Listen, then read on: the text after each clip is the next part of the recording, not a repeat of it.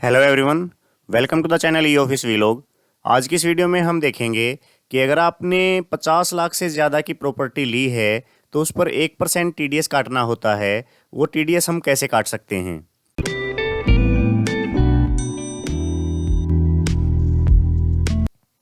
सबसे पहले मैं आपको बता दूं, अगर आप कोई भी प्रॉपर्टी परचेज करते हैं और उसकी टोटल वैल्यू 50 लाख से ज़्यादा है तो आपको 1% टीडीएस काटना होता है इनकम टैक्स रूल्स के हिसाब से।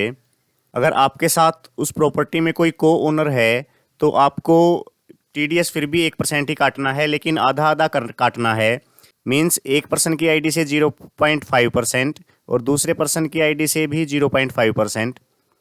तो इस वीडियो में हम यही देखेंगे कि एक ही प्रॉपर्टी में अगर दो को ओनर हैं तो उनकी आईडी से हम अलग अलग टैक्स कैसे काट सकते हैं, जो हमें टीडीएस काटना होता है 1%।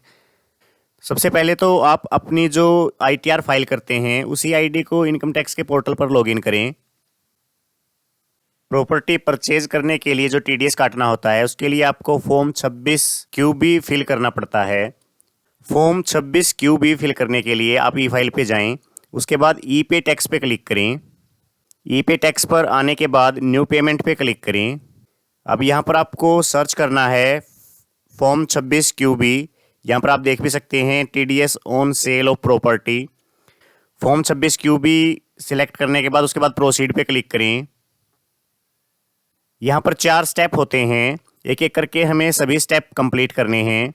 सबसे पहले आपको सिलेक्ट करना है कि आप रेजिडेंट हैं या फिर एनआरआई हैं। तो रेजिडेंट पे क्लिक करें अगर आप इंडियन रेजिडेंट हैं तो। आपका पैन नंबर, आधार नंबर, आपका नेम ये अपने आप उठा लेगा जो भी आपकी प्रोफाइल में सेव होंगे। उसके बाद आपका एड्रेस भी आपके आधार कार्ड से उठा लेगा। फिर आपको सिलेक्ट करना है कि इस प्रॉपर्टी में आप सिंगल बायर हैं या फिर एक से ज़्यादा बायर हैं। अगर एक से ज़्यादा बायर हैं तो येस पे क्लिक करें, उसके बाद कंटिन्यू। आपका फर्स्ट स्टेप कंप्लीट हो चुका है। अब सेकंड स्टेप पे आएँ। यहाँ पर जो जिससे भी आप प्रॉपर्टी खरीद रहे हैं उसकी डिटेल्स आपको एंटर करनी है। तो एक एक करके ये सारी डिटेल एंटर करें। अगर एक से ज़्यादा सेलर है तो उसके लिए भी येस करें। अगर आप एक ही पर्सन से ख़रीद रहे हैं या एक ही कंपनी से ख़रीद रहे हैं तो नो पे क्लिक करें, उसके बाद कंटिन्यू करें। आपके 2 स्टेप पूरे हो चुके हैं। अब आपको थर्ड स्टेप फिल करना है। सबसे पहले सिलेक्ट करें कि आप लैंड खरीद रहे हैं, मीन्स खाली प्लॉट है या फिर शॉप, अपार्टमेंट या फ्लैट है। तो जिस टाइप की आपकी प्रॉपर्टी है वो टाइप सेलेक्ट करें। उसके बाद प्रॉपर्टी का जो एड्रेस है वो एंटर करें। प्रॉपर्टी का एड्रेस एंटर करने के बाद जिस डेट को आपका एग्रीमेंट हुआ है वो डेट एंटर करें। उसके बाद प्रॉपर्टी की टोटल वैल्यू आपको एंटर करनी है। जिस डेट को आप पेमेंट कर रहे हैं वो डेट आपको एंटर करनी है, और टीडीएस जिस डेट को आप काट रहे हैं वो डेट आपको एंटर करनी है। अगर आप उसी दिन काट रहे हैं तो सेम डेट एंटर करें। अगर आपने बाद में टीडीएस डिपॉजिट किया है इनकम टैक्स डिपार्टमेंट को तो आप बाद की डेट भी एंटर कर सकते हैं। उसके बाद आपको पेमेंट टाइप सेलेक्ट करना है कि आप सारी पेमेंट एक साथ कर रहे हैं या फिर इंस्टॉलमेंट में कर रहे हैं। तो जिस टाइप की भी आपकी पेमेंट है वो सिलेक्ट करें। अगर ये लास्ट इंस्टॉलमेंट है तो येस करें, अगर लास्ट इंस्टॉलमेंट नहीं है तो नो पे क्लिक करें। उसके बाद आपने एंटर करना है कि अभी तक आप कितनी इंस्टॉलमेंट्स पे कर चुके हैं, कितनी अमाउंट की, और प्रेजेंटली कितनी अमाउंट पे कर रहे हैं। तो दोनों वैल्यूज़ एंटर करें। उसके बाद ये अपने आप उठा लेगा कि किस वैल्यू पे टीडीएस काटना है। जो आप करंटली पे कर रहे हैं उसी वैल्यू पे टीडीएस काटेगा ये। यहाँ पर एक चीज़ का ध्यान रखें, जो भी अमाउंट्स आप एंटर कर रहे हैं उसमें वही अमाउंट्स एंटर करें जितना प्रॉपर्टी में आपका शेयर है। अगर 50% का आपका शेयर है तो प्रीवियस पेड इंस्टॉलमेंट में भी 50%, और जो करंट आप इंस्टॉलमेंट पे कर रहे हैं उसमें भी टोटल इंस्टॉलमेंट का 50% ही आपको एंटर करना है। टैक्स डिपॉजिट डिटेल्स में जो ये amount on which TDS to be deducted है इसमें भी आपको हाफ अमाउंट ही शो करनी है। मीन्स इंस्टॉलमेंट में जितने परसेंट आपका शेयर है वही, अदरवाइज़ ऊपर ये अमाउंट ज़्यादा रहेगी और नीचे टीडीएस अमाउंट कम आ जाएगी। ये टीडीएस अमाउंट जो है ये ऊपर वाली अमाउंट का 1% होना चाहिए, अदरवाइज़ आपको शॉर्ट डिडक्शन का नोटिस आ जाएगा, जो मुझे भी आया था। अगर आपसे भी कोई ऐसी गलती हो जाती है तो उसको कैसे ठीक करना है उसके ऊपर भी मैंने एक वीडियो बना रखी है, इसके बाद मैं उसको भी पोस्ट कर दूँगा। यहाँ पर टीडीएस आपको खुद एंटर करना है। जितना भी प्रॉपर्टी में आपका शेयर है उसी के अकॉर्डिंग टीडीएस एंटर करें। जैसे इसमें 2 को ओनर हैं तो 50% अमाउंट एंटर करें टीडीएस में, मीन्स ऊपर वाली अमाउंट का 1%। तो टीडीएस अमाउंट खुद एंटर करके उसके बाद इसको कंटिन्यू करें। अब लास्ट स्टेप आपका पेमेंट का है। आप पेमेंट कैसे करना चाहते हैं वो सिलेक्ट करें।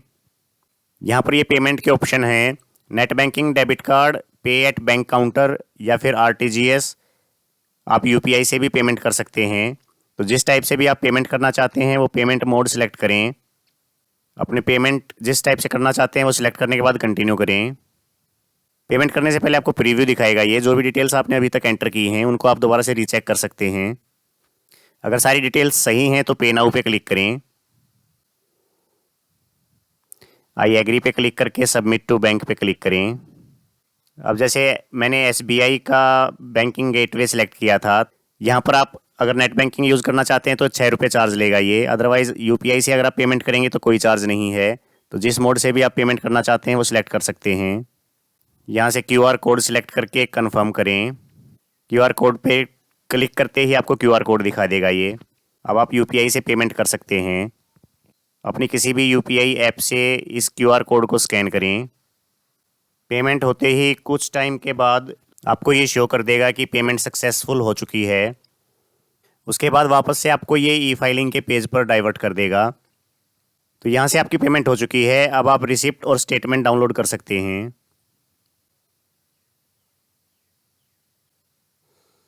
एक चालान रिसिप्ट है, उसके बाद जो फॉर्म फिल किया है आपने वो उसकी स्टेटमेंट है।